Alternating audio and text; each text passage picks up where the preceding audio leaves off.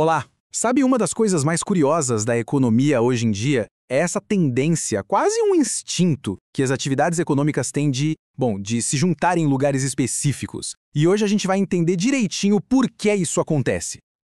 Parece um quebra-cabeça, né?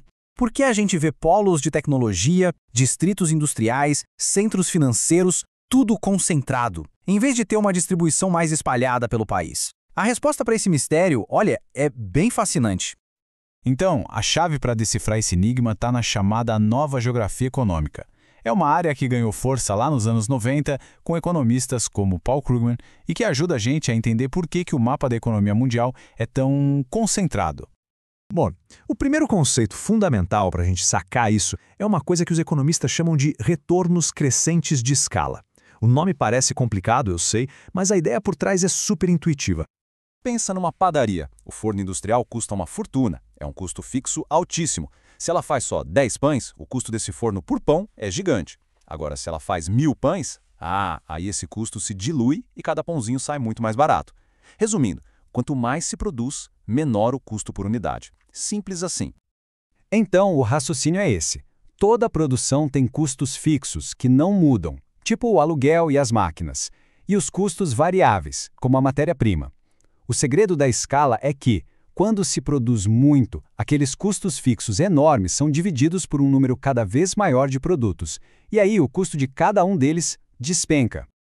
Imagina uma montadora de carros. O investimento em robôs na estrutura da fábrica é algo gigantesco. Só que essa mesma estrutura pode produzir 1000 ou 100.000 carros. É por isso que a produção em massa é tão eficiente e acaba incentivando as empresas a se concentrarem para poder crescer cada vez mais. Ok, mas não é só o tamanho da fábrica que importa. Tem mais coisa aí. Vamos avançar e ver como a localização entra nessa história. E aqui a gente chega no segundo ingrediente secreto, as famosas economias de aglomeração.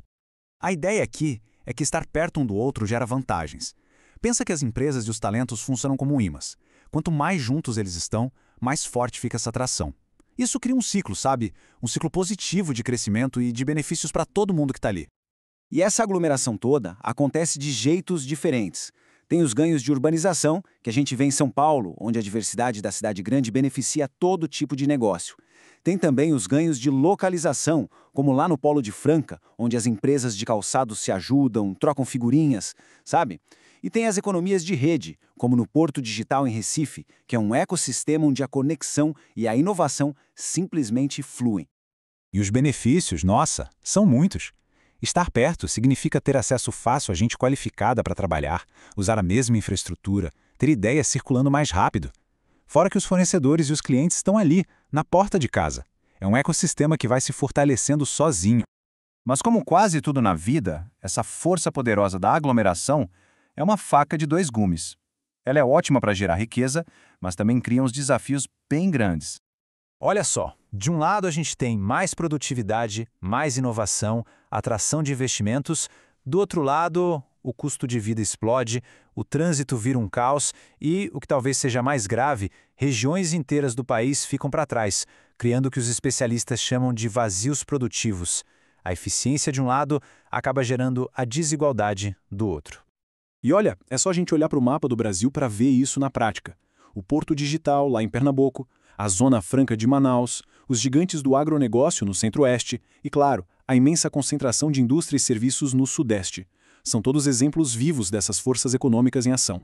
E aí, diante desse cenário, fica a pergunta: será que estamos presos a esse mapa desigual? Ou será que dá para fazer alguma coisa para equilibrar um pouco mais o jogo? Vamos ver o que a teoria nos diz sobre isso. E aqui está o pulo do gato da nova geografia econômica. O mercado, deixado por conta própria, tende a concentrar riqueza. Não é um defeito, é simplesmente como ele funciona. Por isso, se o objetivo é ter um desenvolvimento mais equilibrado, é preciso ter uma ação intencional planejada do setor público. E existem ferramentas para isso, viu? Desde dar incentivos para empresas irem para o interior, até fazer grandes investimentos em estradas, portos e internet para conectar as regiões mais afastadas. A ideia é criar novos polos de atração, sabe? Apoiando o que cada lugar tem de melhor. E nesse processo, instituições como o BNDES são fundamentais. Quando o banco financia projetos de infraestrutura ou apoia o surgimento de novos arranjos produtivos, ele está agindo como um motor para um desenvolvimento mais espalhado e mais justo pelo país. No fim das contas, a reflexão que fica é a seguinte: a nova geografia econômica mostra para a gente que essa aglomeração é uma força natural, superpoderosa. Mas ela também nos dá uma escolha.